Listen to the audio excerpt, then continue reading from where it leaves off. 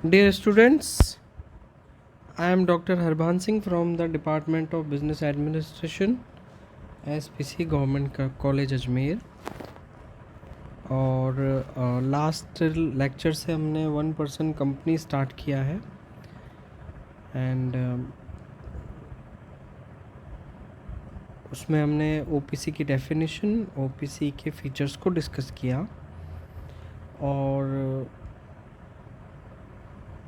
ये हमने जो डिस्कस किया था चैटर्जी कमेटी की जो रिपोर्ट्स के अकॉर्डिंग जो ओपीसी बनाई गई थी अकॉर्डिंग टू ऑर्गेनाइजेशन स्ट्रक्चर, वो क्यों इतना ज़रूरी है और इकोनॉमिक ग्रोथ में किस तरह से पार्टिसिपेट करती है।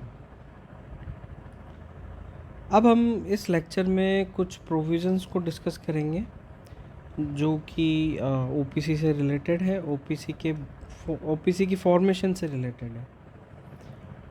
लेकिन प्रोविज़न्स को डिस्कस करने से पहले जो इसके फीचर्स हैं उसको आप थोड़ा ध्यान से पढ़ेंगे तो फॉर्मेशन से रिलेटेड पॉइंट्स भी आपको ध्यान में आएंगे कि एक सब्सक्राइबर होगा, नॉमिनी होंगे और एक इम्पोर्टेंट बात ये कि ओपीसी सिर्फ और सिर्फ इंडियन रेजिडेंट्स के लिए एप्लीकेबल है, फॉरेन रेजिडेंट्स के लिए एप्लीकेबल नहीं है।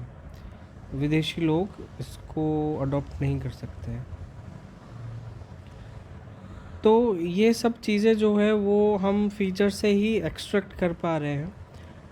और अगर हम बात करेंगे फॉर्मेशन की, तो जब वो ओपीसी का फॉर्मेशन होना है तो ये सब फीचर्स उसमें इंक्लूड करने हैं। तो प्रावधान जो कहते हैं वो वही कहते हैं जो हम ऑलरेडी डिस्कस कर चुके हैं, किंतु कुछ स्पेशल प्रोविज़न्स भी हैं जिनको हम अब डिस्कस करने वाले हैं। देखिए, provisions as to formation of OPC. Formation with 1% as a member, हम डिस्कस कर चुके हैं कि ओपीसी का एक ही मेंबर होता है। और इसके साथ में आप ये पॉइंट भी देखिए कि incorporation by natural person who is Indian citizen and resident in India, Bharat का नागरिक हो और भारत में ही रहता हो, क्योंकि कॉम्प्लेक्सिटीज़ हो जाती है कि भारत के नागरिक हैं लेकिन समहाउ वो इंडियन रेजिडेंट नहीं है एज ऑफ नाउ, और वो फिर ओपीसी नहीं बना सकते हैं। तो इंडियन सिटीज़न होना चाहिए, रेजिडेंट इन इंडिया होना चाहिए, भारत का निवासी होना चाहिए। नेचुरल पर्सन एक शब्द आ रहा है यहाँ पर। नेचुरल पर्सन से तात्पर्य ये है कि नेचुरल पर्सन वो पर्सन है जो आर्टिफिशियल पर्सन नहीं है। आर्टिफिशियल पर्सन हम डिस्कस कर चुके हैं, जो कि विधायिका के विभिन्न प्रावधानों के द्वारा निर्मित किया जाता है, उसे हम कहते हैं कृत्रिम व्यक्ति, आर्टिफिशियल पर्सन। यानी कि लेजिस्लेचर के द्वारा, जो लेजिस्लेचर है वो कोई एंटिटी क्रिएट करता हो, कोई इंडिविजुअल क्रिएट करता हो, तो वो कहलाता है आर्टिफिशियल पर्सन। नेचुरल पर्सन वो पर्सन है जो आर्टिफिशियल पर्सन नहीं है, जो नेचुरली एग्जिस्ट करता हो, जिसके पास नागरिकता हो, एड्रेस हो और वो बायोलॉजिकली एक्टिव हो। प्रोविजंस में बायोलॉजिकली एक्टिव का शब्द यूज़ में नहीं लिया गया है, क्योंकि पहले ही बता दिया गया है कि वो नेचुरल पर्सन होना चाहिए। हम बायोलॉजिकली एक्टिव पर्सन का नाम इसलिए नहीं लेते हैं क्योंकि हम दो ही नाम काम में लेते हैं। One is artificial person that is made by the law, and natural person made by the nature. देखिए, नेक्स्ट पॉइंट आप देखिए, maximum number of companies by a person. अब जहाँ पे बात आ रही है मैक्सिमम नंबर्स की, तो एक जो व्यक्ति है वो एक ही कंपनी ओपीसी फ्रेम कर सकता है। बल्कि एक चीज़ यहाँ पे पॉसिबिलिटी बन रही है कि एक जो व्यक्ति है जो ओपीसी के रूप में मेंबर हैं वो किसी दूसरी ओपीसी में एज ए नॉमिनी हो सकते हैं। उसमें ये क्लियरली बताया हुआ है कि वो दूसरी कंपनी का मेंबर हो सकते हैं। तो आईएनसी रूल 3 ये कहता है कि वो by virtue of he is being a nominee in that OPC, अगर वो 180 डेज़ में अगर कोई एलिजिबिलिटी शो करते हैं तो वो दूसरी कंपनी में नॉमिनी हो सकते हैं। नेक्स्ट आप देखिए, formation as a private company.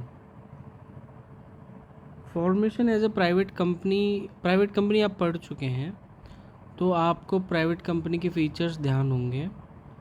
Numbers की हम बात करते हैं और दूसरे गुणों की जब हम बात करते हैं तो देखिए कि जो प्रोस्पेक्टस है वो प्रोस्पेक्टस प्राइवेट कंपनी को भी ज़रूरत नहीं पड़ती है। और जो शेयर है वो फ्लोट नहीं कर सकते।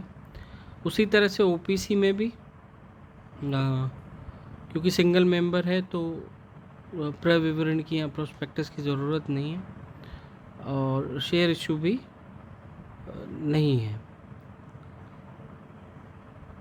तो इस केस में अगर देखा जाए तो जो ओपीसी है वो प्राइवेट कंपनी के रूप में हम देखते हैं। नेक्स्ट देखिए, ओनली 1 सब्सक्राइबर। देखिए जो मेमोरेंडम है उसको सब्सक्राइब कितने जनों ने किया है वो उसके सदस्य होते हैं।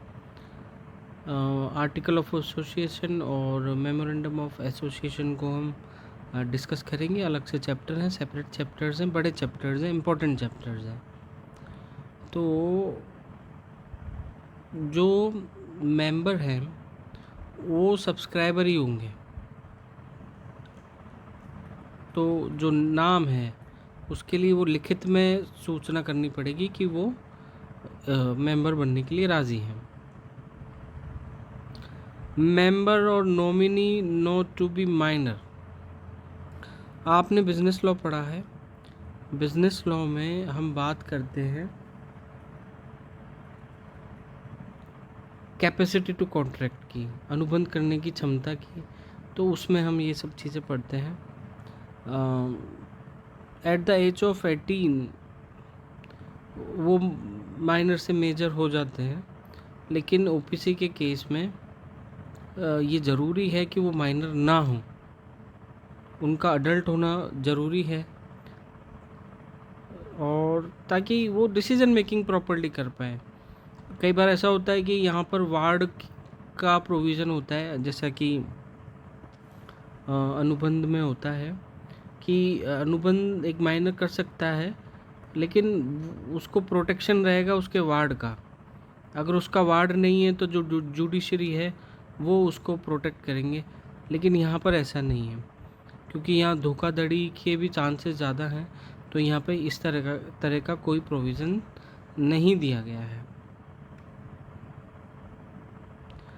Succession by nominee as a member of and making nomination. देखिए सक्सेशन का जैसा कि हमने पढ़ा कि परपेचुअल सक्सेशन होता है। कोई भी कंपनी है तो उसका परपेचुअल सक्सेशन माना जाएगा। हम कभी नहीं मानेंगे कि उस कंपनी का कभी अंत होगा, वो कभी वाइंड अप भी होगी। तो इस हिसाब से जो नॉमिनी है वो सहायता करता है परपेचुअल सक्सेशन में और बाद में वो नॉमिनेशन भी कर सकता है।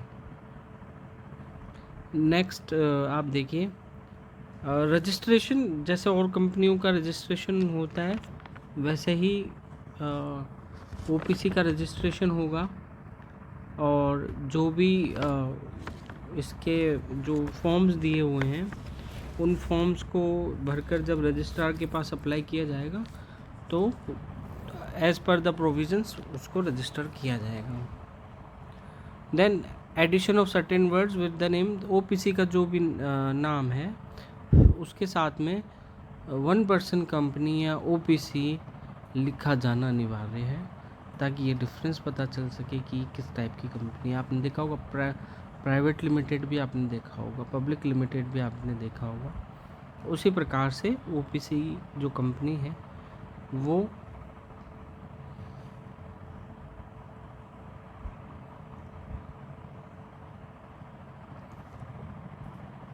अलग से पहचानी जाएगी।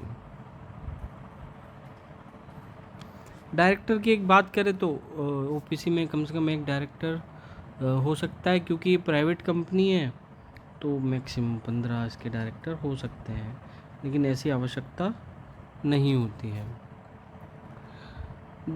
अगली बात आती है no OPC for charitable purpose. Charitable purpose के लिए जो नॉन प्रॉफिट ऑर्गेनाइजेशन होती है वो ज़्यादा ठीक रहती है, ना कि ओपीसी, क्योंकि ओपीसी तो एक तरह से सुविधा है किसी भी व्यक्ति को जो ठीक ठाक से कैपिटल के साथ में काम करना चाहता है। लेकिन जो चैरिटेबल पर्पस के लिए ओपीसी नहीं बना सकते हैं, क्योंकि उसके कुछ रिक्वायरमेंट्स होती हैं, ऑडिट्स होती हैं जो इंडिविजुअल लेवल पर पॉसिबल नहीं है। Not to carry out non banking financial activities, even financial जो बैंकिंग एक्टिविटीज़ हैं उनको भी नहीं किया जा सकता है, क्योंकि यदि इस तरह से जमाएं स्वीकार करेंगे तो उधर से जो बैंकिंग एक्ट है वो इस क्लॉज को प्रभावित करेगा। इसलिए ओपीसी के बारे में ये कहा जाता है कि ये नॉन बैंकिंग फाइनेंशियल जो सर्विसेज हैं, एक्टिविटीज़ हैं, वो अडॉप्ट नहीं कर सकते। इवन जो बैंकिंग एक्टिविटीज़ हैं वो भी अडॉप्ट नहीं कर सकते हैं। तो प्रोविज़न से रिलेटेड ये कुछ फॉर्मेशन से रिलेटेड ये कुछ प्रोविज़न्स दिए हुए हैं। बीच में कॉन्ट्रैक्ट की बात आ रही है, वो हम करेंगे। और नेक्स्ट चैप्टर में मल्टी पर्सन कंपनी और वन पर्सन कंपनी की बात करेंगे, तुलना भी करेंगे। Thank you.